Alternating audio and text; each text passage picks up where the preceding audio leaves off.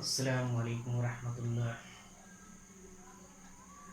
آج ہم بات کرنے والے ہیں کلاس 10 کی اردو درخشاں کی سیکنڈ چیپٹر۔ دوسرے چیپٹر میں ایک کہانی ہے بھابھی جان۔ سب سے پہلے بھابھی جان کو لکھنے والے جو ہے مصنف ہیں سہیل عظیم آبادی۔ سب سے پہلے سہیل عظیم آبادی کی حالات زندگی کے بارے میں ہم پڑھتے ہیں، کیونکہ بہت سارے ایسے سوالات ہیں جو سہیل عظیم آبادی کی زندگی سے متعلق ہیں، جیسے ان کی پیدائش ہے اور انہوں نے کون کون سے جو ہے افسانے مجموعے لکھے ہیں، ان کے بارے میں تھوڑا سا پڑھتے ہیں۔ سب سے پہلے ہے سہیل عظیم آبادی۔ سہیل عظیم آبادی کا اصل نام کیا تھا؟ تو سہیل عظیم آبادی کا اصل نام ہے سید موجب الرحمن۔ اس کے بعد دوسرا سوال ہے کہ ان کی پیدائش کہاں ہوئی اور کس سن میں ہوئی؟ ان کی پیدائش 1911 عیسوی کو مقام پٹنہ میں ہوئی۔ اب ہے ان کی ابتدائی تعلیم۔ ان کی ابتدائی تعلیم شاہپور بھدول۔ افسانوی مجموعے، انہوں نے کون کون سے افسانے کے مجموعے لکھے ہیں؟ تو 4 چہرے ہیں، الاؤ ہے، آدمی کے روپ، ایک ناول انہوں نے لکھی ہے بے جڑ کے پودے۔ ان کے افسانوں کی تعداد 125 اور ان کا جو انتقال ہو گیا تو 1980 عیسوی میں ان کا انتقال ہو گیا۔ اس کے بعد ہم آتے ہیں کہانی کی طرف۔ ان کی جو افسانہ ہے بھابھی جان، ان کی طرف ہم آتے ہیں۔ بھابھی جان کے جو مصنف ہیں سہیل عظیم آبادی، اور سب سے پہلے جو ہے کہانی کو جاننے سے پہلے اگر ہم کہانی کے کردار کو اگر ہم جان لیتے ہیں تو کہانی کو سمجھنے میں بھی آسانی ہوگی، اور ان کے سوال جواب سے ریلیٹڈ جتنے بھی بات ہوں گے ان کو بڑی اچھے انداز سے ہم ان کو جو ہے ڈیل کر پائیں گے۔ تو کہانی کے اندر جو ہے پہلے افسانے کے جو کردار ہیں، پہلے کردار جو ہے رقیہ بھابھی ہے، اس کے بعد ننھے ہیں، 2 چھوٹے بچے ہیں، اختر ہے، جمیلہ ہے اور شمی۔ تو ہم جان لیتے ہیں رقیہ کون ہے۔ کہانی کی جو سب سے اہم مرکزی جو کردار ہے کہانی کے اندر وہ رقیہ بھابھی ہے، اور ان کے جو شوہر ہیں ان کا نام ہوتا ہے ننھے، اور ان کے 2 چھوٹے چھوٹے بچے ہیں، اور اختر جو ہے رقیہ بھابھی کے دیور ہو گئے اور ننھے کا بھائی، اور جمیلہ ایک خاتون ہے۔ اس کہانی کے اندر جمیلہ کے زیادہ کردار کو نہیں بتایا گیا ہے، کیا ہے نہیں ہے، تھوڑا سا ہم اس کے بارے میں بعد میں چرچا کریں گے۔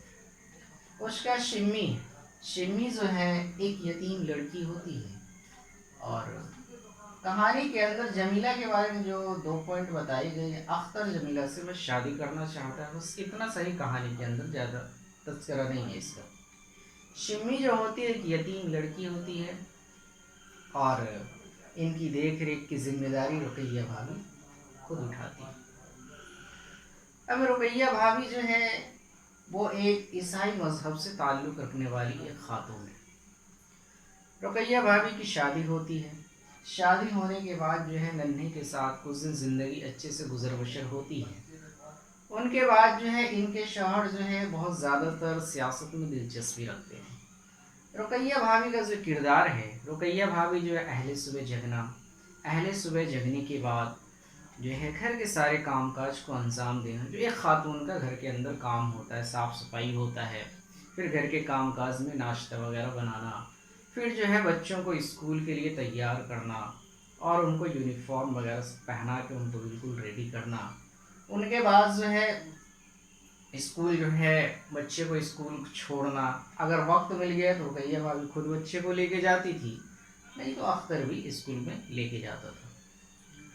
اس کے بعد جو ہے رقیہ بھابھی ان سارے کام کاج کو کرنے کے بعد ایک خوش شمی ہوتی ہے، ایک یتیم لڑکی ہوتی ہے جس کا وہ خود پڑھائی کا لکھائی کا اور جتنی ضروریات ہوتی تھی حتی الامکان وہ پوری کرنے کی کوشش کرتی تھی اور پوری کرتی بھی تھی۔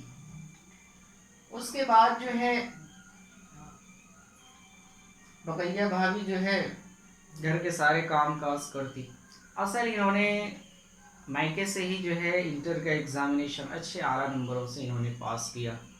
पास करने के बाद जो है इनकी शादी हो जाती है। शादी होने के बाद फिर वहाँ से इन्होंने ग्रेजुएशन की तालीम मुकम्मल कर ली। ग्रेजुएशन की तालीम होने के बाद कुछ ही अरसे के बाद इनकी मुलाजमत मतलब इसकी नौकरी लग जाती।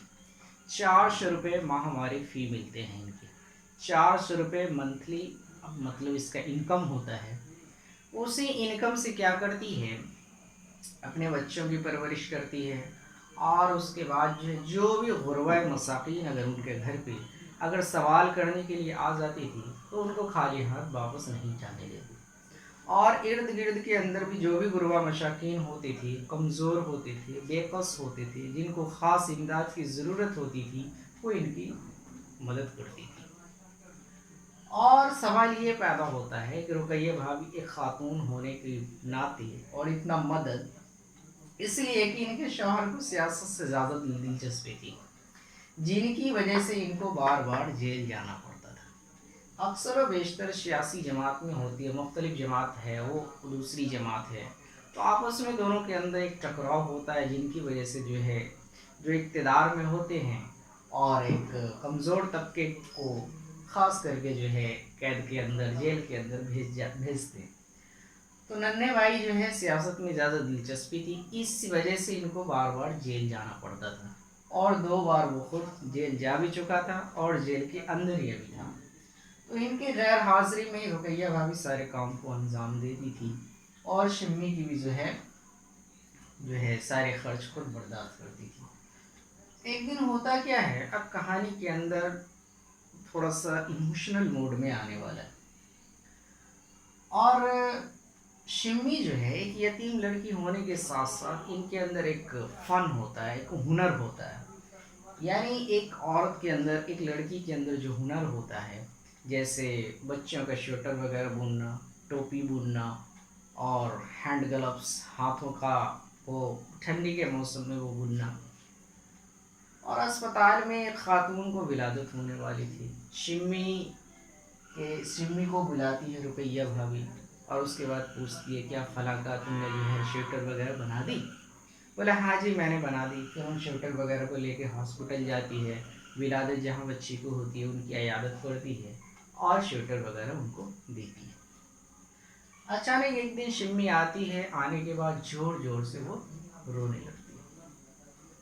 तो रुकैया भाभी को बात समझ में नहीं आती, आखिर क्यों रो रही है, वजह क्या है, उससे पूछा।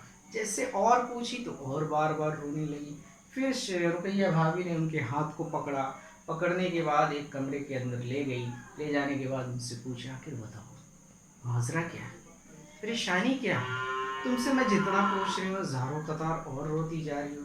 शिम्मी ने कहा, फफकते हुए रोते हुए कहा, जी मेरा एक भाई है, वो बीए का एक इम्तिहान फीस उसका नहीं चला,